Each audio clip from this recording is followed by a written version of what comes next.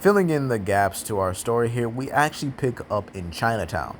Believe it or not, visiting New York City myself, this was actually one of my favorite places because I do appreciate other cultures more than, I guess, even my own. I mean, it's just way more interesting.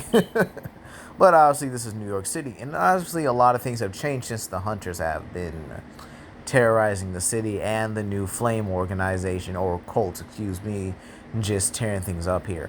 You'll see less people out there, more people paranoid, more people scared, more people willing to protect themselves a lot more. Not a bad thing, but again, it's more noted here. And Grimlock decides that he was actually going to get himself some Chinese food on the way to, well, meet Victor Alvarez at his apartment.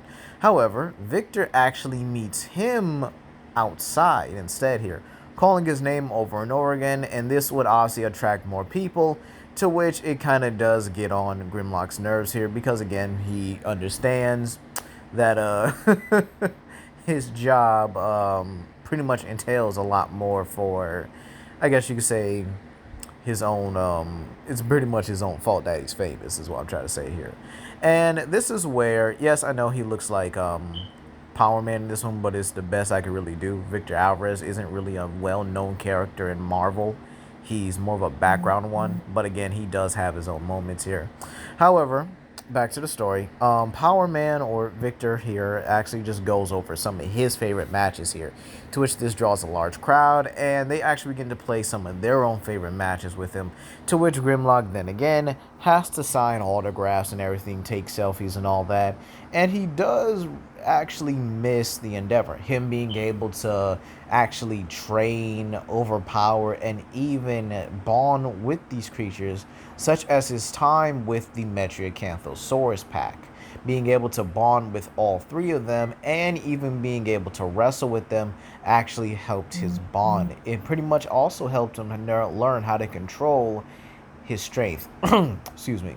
And once everything's done here, Grimlock actually asks Victor if he could talk to him privately, to which Victor actually thinks, oh, this is a great opportunity. Yes, come with me and we'll go to my secret lair, right? So as the two pretty much walk off with Grimlock rolling his eyes about how much Victor is fanboying right now, we actually see a couple hunters on top of the roof. Again, the reason why this city is a bit more quieter than it normally is here. And they spot both Victor and Grimlock heading towards his location, telling everyone to get the cargo ready. We would then pick up, let's say, I'll probably say 2 to 3 hours later. It's a long walk, and Grimlock and Victor have actually gotten to know each other at least well enough to where Grimlock's not too annoyed by the fanboying. And this is where Grimlock actually begins to explain why he needs Victor's help. He wants to help Victor. He wants Victor to, well, be safer, not only for him, but for his family. However, Victor isn't really too much about that, considering his family moved out of New York City years ago after the whole, let's say, the events of the first Spider-Man game here. To which Grimlock says they want you to stay behind, and Victor says to help people. However, he wants his help with something.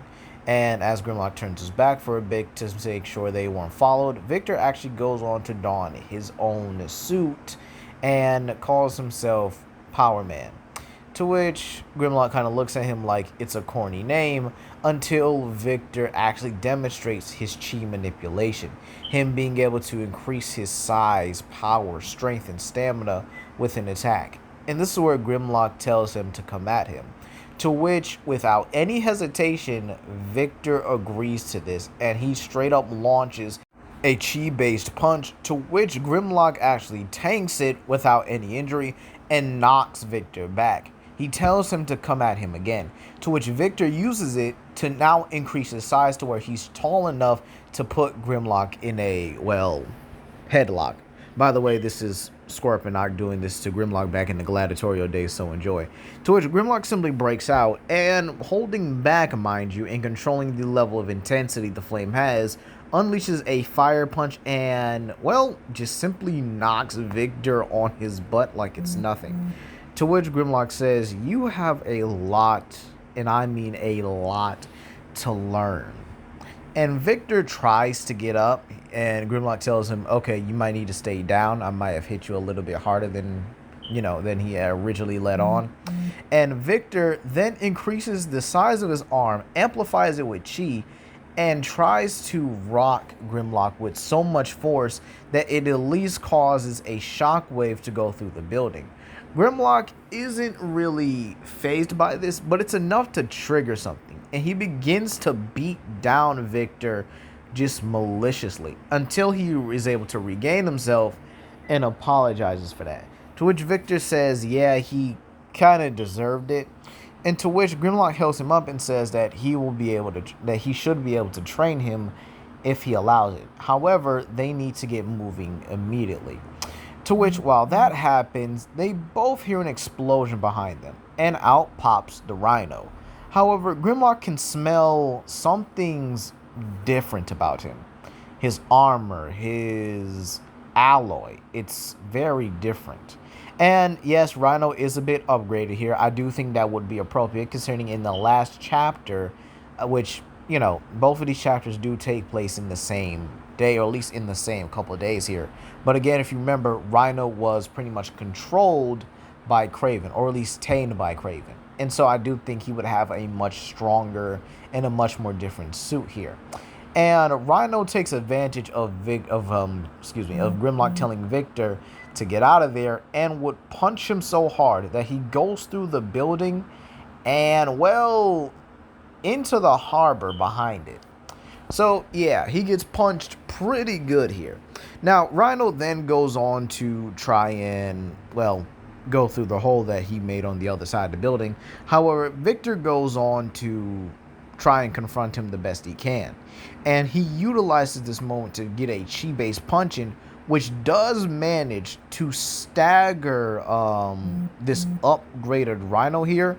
However, Rhino isn't too fazed by it. As a matter of fact, he simply headbutts Victor into a pillar in the abandoned building, and simply just tells the other hunters that they can have him. He's going to get Kraven's main prize.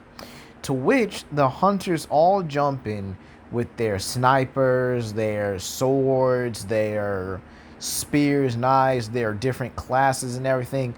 And while Victor does have, a decent chance against against a few hunters here, all of them together and them being pretty much having way more skill than they were before, yeah, it puts Victor at a great disadvantage here, to the point where he seems to need help as he's getting overwhelmed.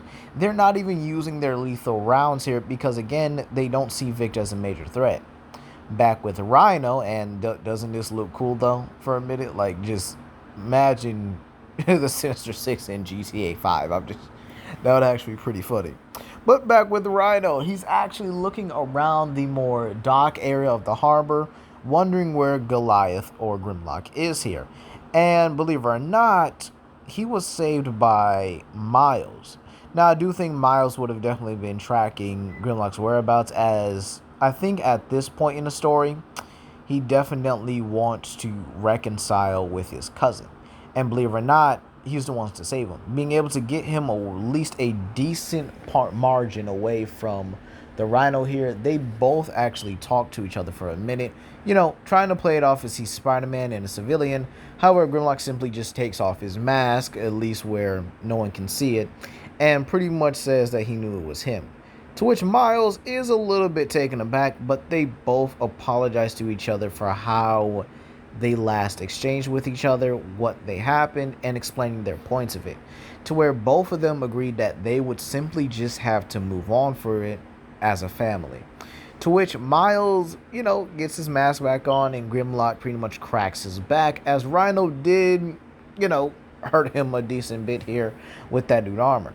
But as they both begin to divide and conquer, Rhino gets straight up electric punched by Miles and just floored for a little bit. Then Miles goes on to pretty much go on and help Powerman. Yeah, I think that is a decent name, right? To which Spider-Man and Powerman both begin to clean up the hunters, to which obviously Miles, being more experienced in this endeavor, actually makes a far quicker work of the hunters, their drones and everything. I think that's what I was trying to say the last time. And actually manages to do his job. Now, Rhino manages to get back up, and Grimlock is just simply there waiting for him, wondering if he's done with his lightning nap or whatever.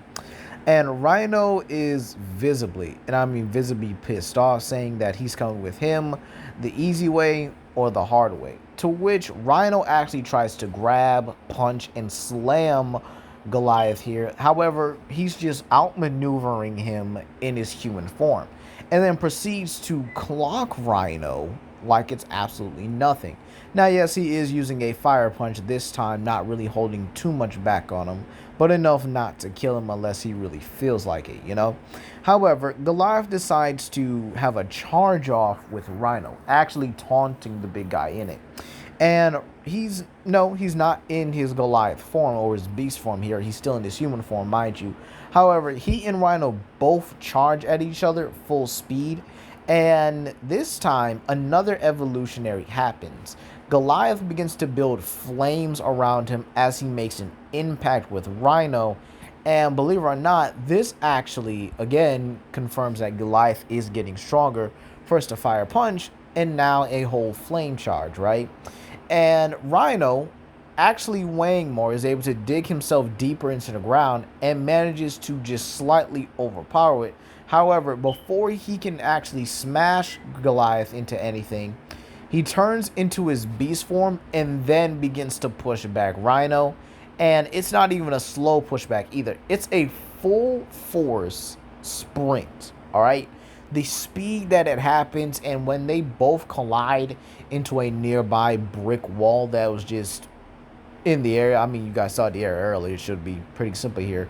This not only pretty much smashes Rhino into it and causes a huge fire explosion, but actually engulfs Rhino in flames for a little bit, causing a mild burn. However, taking advantage of this and not hesitating, Goliath proceeds to stomp on and crush the chest of Rhino's metallic armor here, which has now been weakened by the flames, and he takes a piece off of it, actually sniffing it and realizing what it is. Realizing that Kraven has access to this, a metal that is far more dangerous than even adamantium. I think that would probably be the best way I could portray it. Far more dangerous than anything he's ever had. And he proceeds to actually akin it to the schematics that Rockwell had for not only the tech armor, but for various technological advancements. And they used I guess you could say, a prototype phase on Rhino. This is where Power Man and Spider-Man both come out, with Power Man being slightly injured here, but he'll heal, obviously. And this is where an explosion goes off in the background, near the high school area. Miles gets a call from Pete that he and Harry are both heading their way over, and that they might need some backup. Miles says that he's on his way, and, well, we would fast forward to the part where Kraven and Goliath both confront each other. Kraven explaining that, yes, he has the elements in his system. Yes, he knows Rockwell's secrets. And obviously, putting two and two together, he's obviously the one who invited him to New York City anyway, right? And this is what I would also end it, where the same offer applies here. However, Kraven sweetens the deal, right? He lets Goliath know that he can show him the secrets of the element, and also give him the secrets to something he's been wanting for a while now.